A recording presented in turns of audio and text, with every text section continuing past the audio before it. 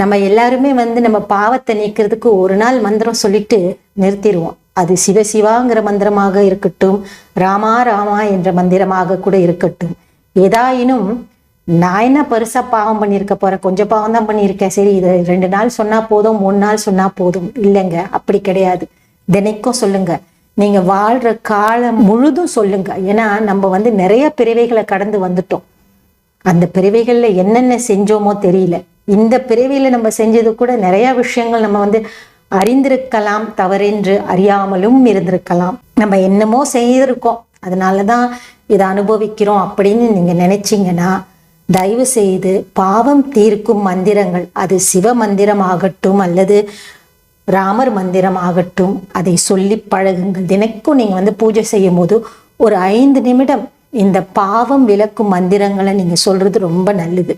அதை குறைந்தபட்சம் 48 நாட்கள் தொடர்ந்து, இந்த 48 நாள் ஒரு மண்டலம்னு ஏன் சொல்றாங்கன்னா, அந்த 48 நாளுக்குள்ளேயுமே எல்லா திதிகளும் எல்லா நட்சத்திரங்களும் அடங்கி உள்ளது.